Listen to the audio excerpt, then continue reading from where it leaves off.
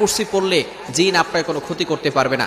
হাদিসের ভিতরে যেটা আসছে, আমরা যে ভুল কাজটা করি সেটা হচ্ছে আয়াতুল কুরসি পড়েই আমরা বুকে ফু দিয়ে থাকি। আমরা বুকে ফু দিব না, এই ভুলটা আমরা কখনো করব না। হাদিসের ভিতরে আসছে, আল্লাহ রাসূল সাল্লাল্লাহু আলাইহি ওয়াসাল্লাম বলে দিয়েছেন, মান ক্বারাআ আয়াতাল কুরসি ফি দুবুরি কুল্লি সালাতিন মাকতুবা, যে ব্যক্তি 5 ওয়াক্ত নামাজের পরে আয়াতুল কুরসি পাঠ করবে, দাখালাল জান্নাহ ইল্লাল মাউত লাম ইয়ামনাহু মিন দুখুলিল জান্নাহ ইল্লাল মাউত, অর্থাৎ মৃত্যু হতে দেরি আল্লাহ পাক রব্বুল আলামিন তাকে জান্নাত দিতে দেরি করবে না। বলেন সুবহানাল্লাহ।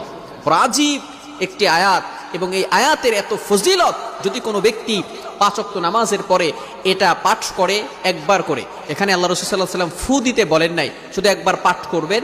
এই একবার পাঠ করার ফলে আল্লাহ পাক রব্বুল আলামিন দুনিয়াবি যত ফিতনা আছে, এবং মানুষ শয়তান বলেন, জিন শয়তান বলেন, যত প্রাণী আছে, আসমান জমিনের সকল প্রকার ক্ষতিকর বস্তু থেকে আল্লাহ তাআলা আপনাকে হেফাজত করবে। বলেন সুবহানাল্লাহ।